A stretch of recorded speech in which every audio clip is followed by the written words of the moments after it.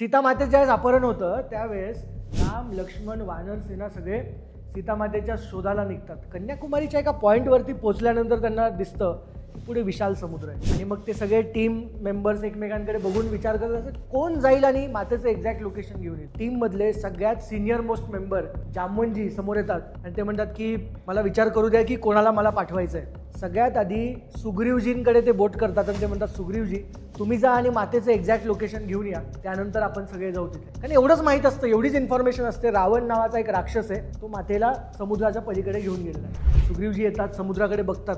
क्षमा करा जामवंतजी, मला असं वाटत नाहीये की मी हे करू शकतो. तुम्ही म्हणत असाल तर मी जातो, पण मला कॉन्फिडन्स येत नाही. जामवंतजी म्हणतात तुम्ही राहू द्या, आम्ही दुसरं कोणाला तरी सांगतो. ते टीम मेंबर्सकडे बघतात, अंगदजी त्यांना दिसतात. अंगदजी तुम्ही तर पॉवरफुल आहेत, तुमच्याकडे शक्ती आहेत, तुम्ही जा आणि मातेचं एक्झॅक्ट लोकेशन घेऊन या. ते बघतात समुद्राकडे, अनालिसिस करतात. ते म्हणतात मी चला तो जाऊंगा, आणि की गॅरंटी नाही, हमें ऐसा कोई चाहिए जो जाएगा और वापस आए. हनुमानजी असे कोपऱ्यात विचार करत बसलेले असतात आणि त्यांना समजत नसतं की आता करायचं काय. जामवंतजी हनुमानजींकडे जाऊन म्हणतात हनुमानजी आता शेवटचा ऑप्शन तुम्हीच आहे, तुम्हालाच जावं लागेल आणि लोकेशन घेऊन यावं लागेल. हनुमानजी म्हणतात तर खूप वेळचा तेच विचार करतोय, पण मला का कुणास ठाऊक आतमधून मला असे डाऊट्स येत आहेत. मला पर्सनली असं वाटत नाहीये की मी हे समुद्र क्रॉस करू शकेल.